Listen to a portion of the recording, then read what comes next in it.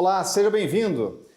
O Brasil tem hoje muitos empregos gerados por micro e pequenos empreendedores. Se formos aos números, 7 em cada 10 empregos são gerados por esse setor, por esse segmento. 600 mil empregos neste ano, segundo dados do Cadastro Geral de Empregados e Desempregados, o CAGED. E o potencial é enorme ainda para crescimento. Aqui no programa sempre ouvimos muitas perguntas sobre Pronamp, políticas de renegociação, políticas da Secretaria de Micro e Pequenas Empresas do Ministério de Desenvolvimento, Indústria e Comércio. E para responder perguntas sobre esse tema e falar de projetos, estamos com o secretário Milton Coelho. Seja bem-vindo, secretário, ao canal Empreender.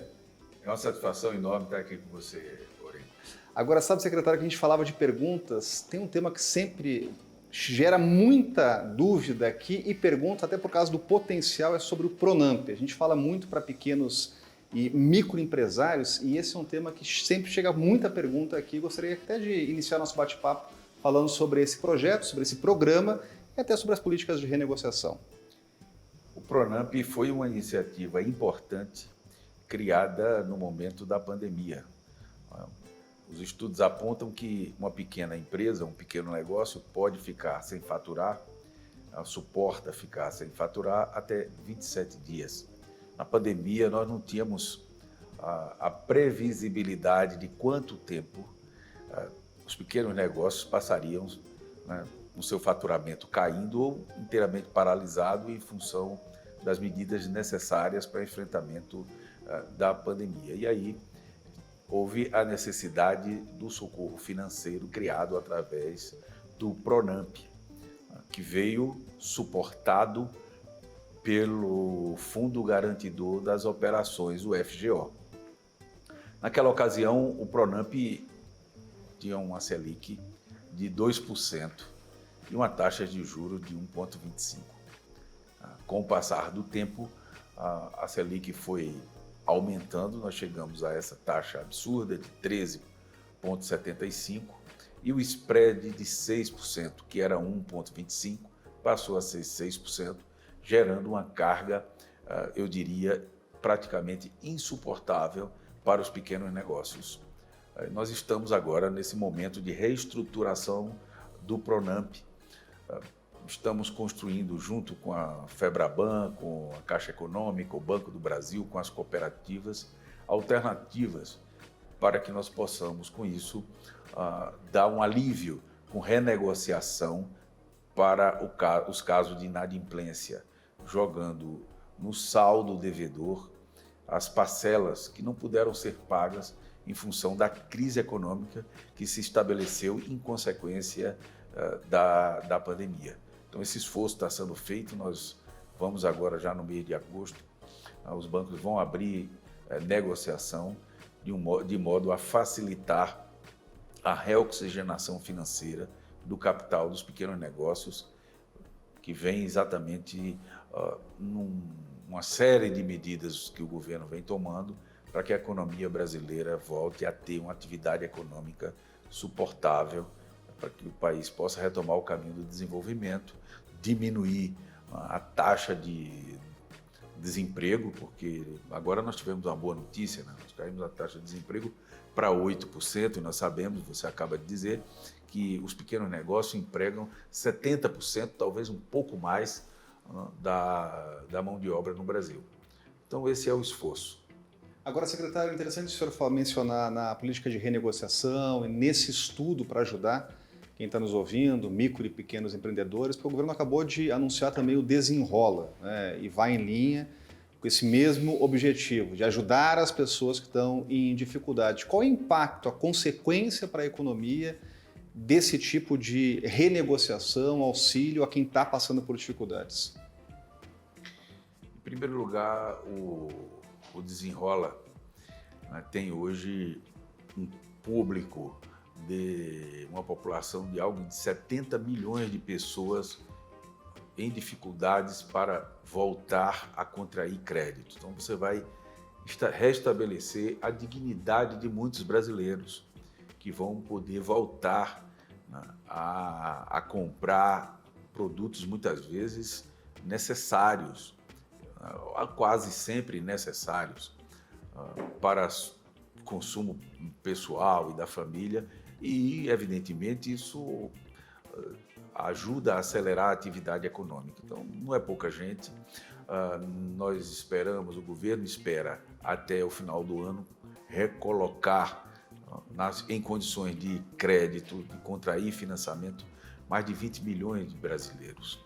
O Fundo Garantidor de Operações, o FGO, cujo conselho é por nós presidido, colocou agora à disposição dos bancos para tirar esses brasileiros da inadimplência 8 bilhões de reais. Com esses 8 bilhões de reais, espera-se alavancar algo em torno de 80 bilhões que os bancos podem colocar na linha de crédito para financiar essas dívidas e, portanto, oxigenar a economia, colocar à disposição do mercado esses consumidores que estavam fora, naturalmente, do mercado de consumo. E muitos empreendedores que estão nos acompanhando estão de olho aí nessas oportunidades de mercado. Agora, secretário, o senhor falava de renegociação, dessa dificuldade, inclusive, de pessoas e empresários, e aí a gente tem que falar da taxa Selic, né? O senhor já mencionou sobre isso, e hoje há praticamente um consenso nacional de que a taxa precisa cair. Qual é a dificuldade maior do empresário que está nos acompanhando, do empreendedor micro e pequeno, com essa taxa acima de 2 dígitos? O ministro Alckmin, sempre que se pronuncia sobre isso, ele começa falando do tripé indispensável para que a economia de qualquer país se desenvolva. Primeiro, taxa de câmbio. E a taxa de câmbio no Brasil, ela caiu em torno de 4,5%, talvez um pouco mais, está ali na medida do suportável. Depois, uma inflação que não paralise a economia. E a inflação está caindo.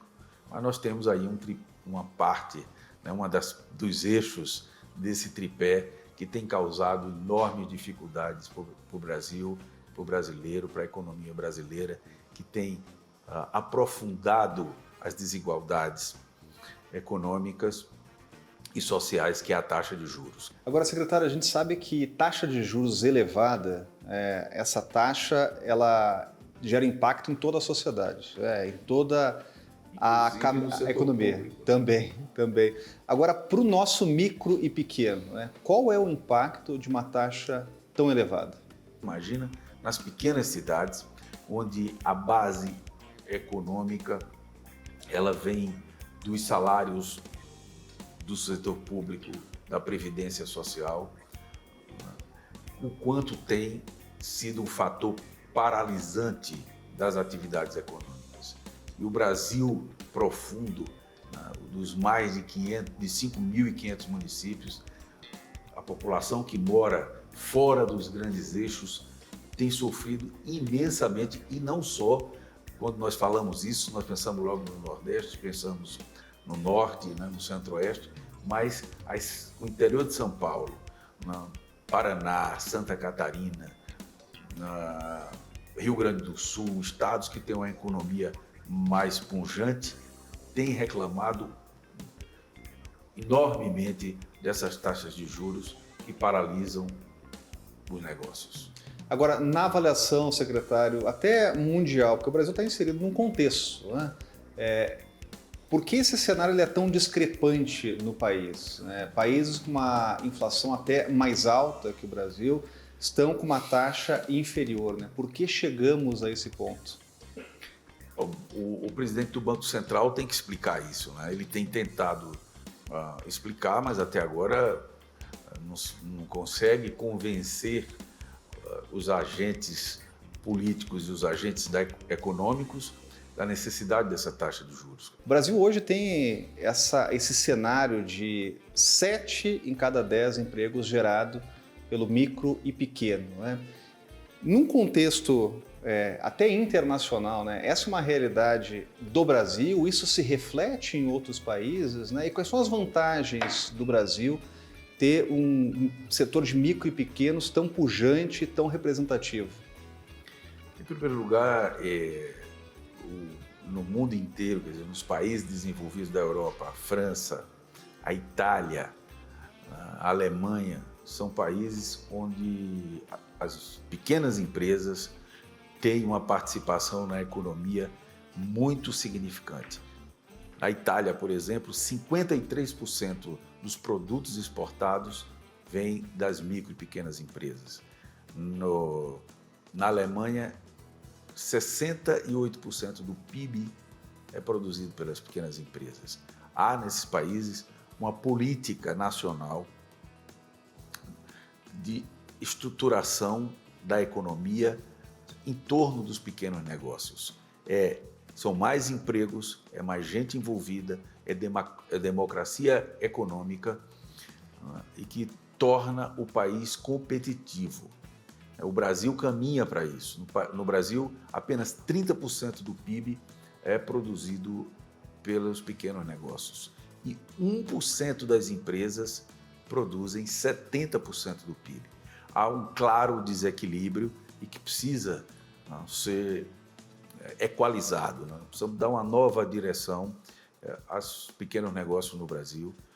Nós estamos agora, por determinação do presidente Alckmin, retomando, do nosso ministro, vice-presidente Alckmin, retomando a instalação do Fórum Permanente, o Fórum Nacional Permanente das micro e pequenas empresas, para definirmos uma política que reestruture esse segmento da economia.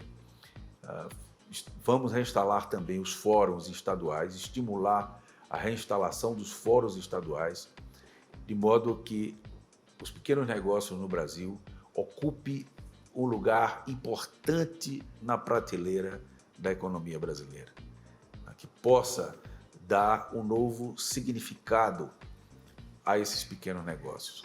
A gente percebe, por exemplo, que essa política de proteção dos pequenos negócios, na França, você não tem um grande supermercado no centro das grandes cidades. É proibido. Eles ficam fora do grande centro consumidor, porque ali a atividade econômica há um privilégio para os pequenos negócios, empresas. Então, são pequenas lojas, são pequenos supermercados. É verdade que as pequenas empresas brasileiras precisam ter inovação, adensar maior condição de competitividade e tecnologia. Mas isso vai se dar a partir de um mercado que funcione bem e de regras que proteja o funcionamento das pequenas empresas. E é isso que nós estamos buscando com a formulação dessa política nacional para as micro e pequenas empresas no Brasil.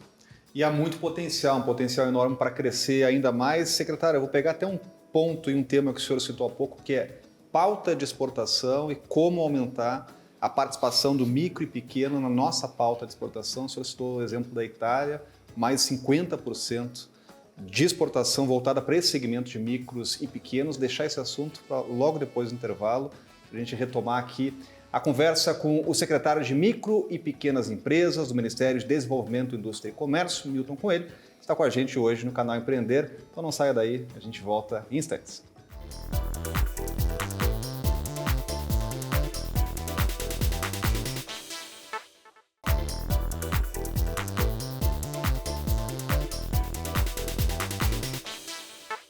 Voltamos com a entrevista, hoje entrevistando o secretário de Micro e Pequenas Empresas do Ministério de Desenvolvimento, Indústria e Comércio, MDIC, secretário Milton Coelho. A gente foi ao intervalo falando sobre exportação e do potencial que o Brasil tem de inserção do micro e pequeno na pauta de exportação. Qual é esse potencial, secretário? Onde podemos chegar e o que precisa ser feito para aumentar essa participação?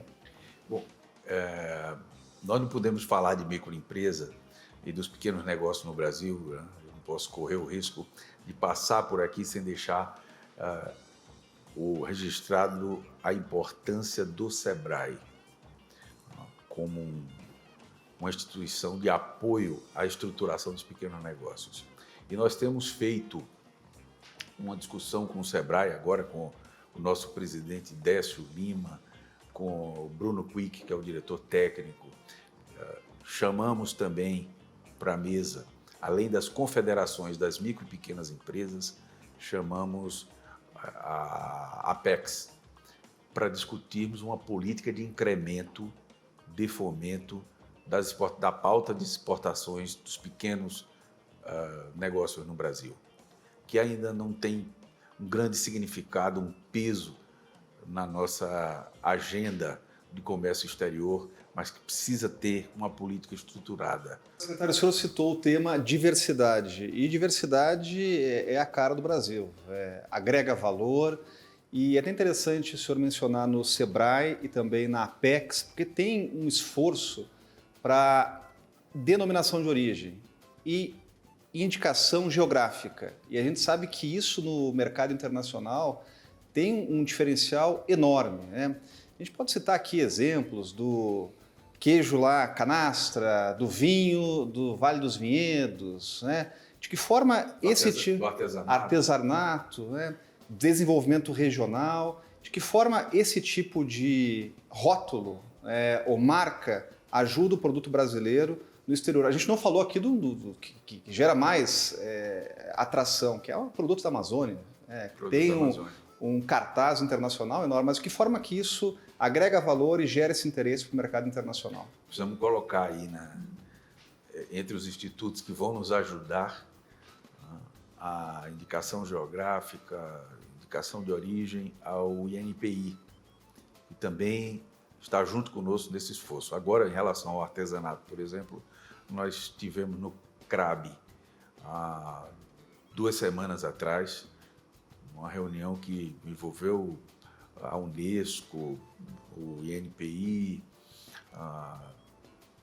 enfim, gente que estuda e as cabeças que formulam acerca da importância desses marcos para que nós possamos melhorar e atrair o interesse estrangeiro no Brasil, e nós vamos estrangeiro na economia internacional nesse sentido, e nós vamos naturalmente conseguir dar passos adiante, e a partir do ano que vem esperamos já estar com uma política definida, com uma estrutura de financiamento, porque é necessário recursos, necessário a garantia para que nós possamos colocar esses produtos no mercado, e toda essa política, toda essa estruturação está aí a caminho.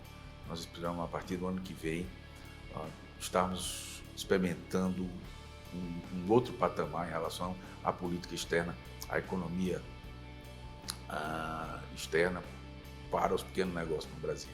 Agora, secretário, quando a gente fala de pauta de exportação, até de denominação de origem, indicação geográfica, a gente fala de preparo, qualificação, porque para chegar a esse patamar é preciso ter a orientação. O senhor está falando do Sebrae, também INPI, Apex. Eu queria tocar nesse assunto da qualificação para quem está nos acompanhando, pequeno e micro, né? Qual é o papel hoje dessa qualificação profissional para a transformação de negócios, e porque quem está nos acompanhando precisa buscar esse tipo de preparação, inclusive com essas instituições que a gente mencionou? O Sebrae já vem fazendo ao longo do tempo essa preparação, né, essa capacitação da produção nacional, dos produtores, dos trabalhadores nas pequenas empresas, no artesanato, visando dar maior qualidade, padrão de consumo internacional para os nossos produtos. E agora vai tomar um elevado impulso, porque quando passa a ser uma política prioritária do governo, uma política pública, ela atrai também toda a energia e todo o significado que essa definição de política pública tem. Então o Sebrae vai dar escala a a qualificação do produtor brasileiro, das pequenas empresas, para que a gente possa abrir esse caminho com larga escala para a produção, visando o consumo internacional dos nossos produtos.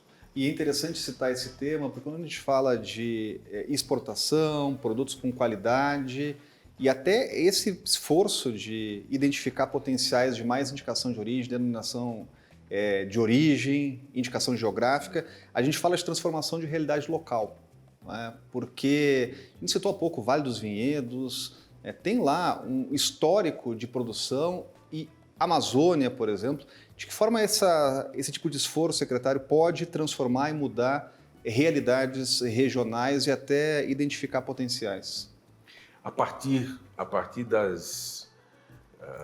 da elevação na qualidade produtiva local, nós vamos agregar mão de obra intensiva e gerar renda para essas populações.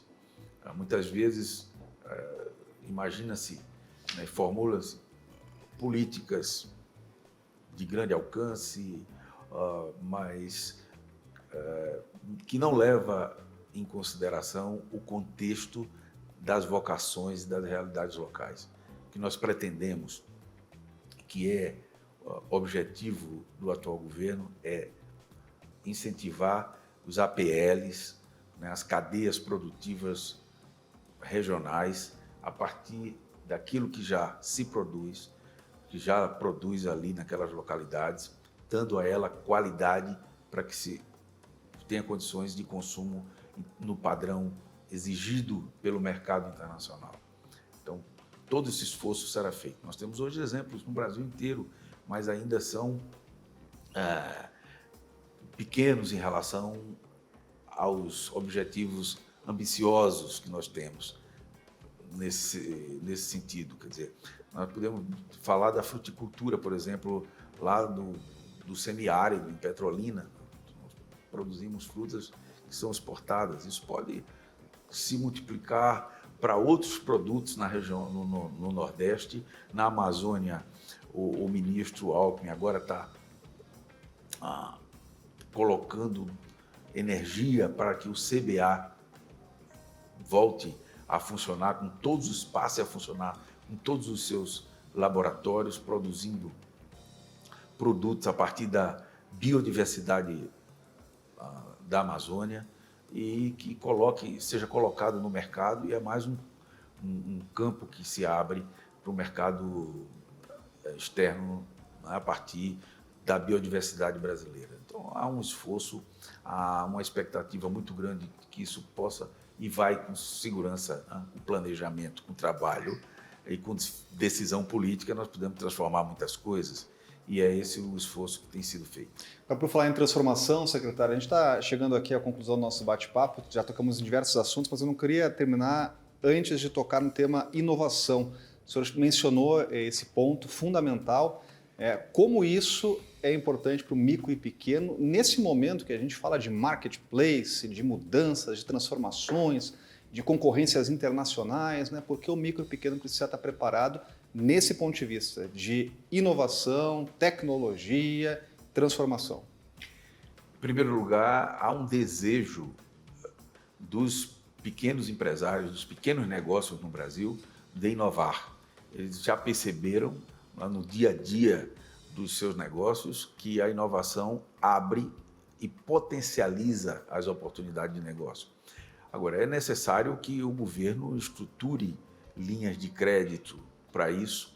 Nós temos, a esse propósito, trabalhado junto ao BNDES e à FINEP para que coloque linhas de crédito à disposição dos pequenos negócios no Brasil, que possa adensar a inovação, né, a sua produção e a comercialização desses produtos. Não se imagina hoje qualquer ramo de negócio e principalmente do comércio que não esteja nas redes, né, com muita tecnologia também envolvida, para que possa ganhar os mercados internos e o mercado externo. Você vê a discussão que há, por exemplo, na importação de produtos de até $50 vindo da China, da Coreia, de países da Ásia e de todos os lugares, e que podem ser produzidos e vendidos no Brasil. É preciso que as empresas brasileiras tenham inovação, entre na era digital com muita força para que possa ter competitividade. Não basta produzir, não é preciso, além de produzir, colocar no mercado nas mesmas condições que outros países fazem aqui dentro, né, do Brasil, ganhando uma parte do mercado, do nosso mercado interno, que poderia e que pode ser destinado a empresas brasileiras. Muito obrigado, secretário. Eu quero agradecer principalmente a você que acompanhou a entrevista e já deixar convites aqui para as novas entrevistas no canal Empreender. Então, muito obrigado e até a próxima.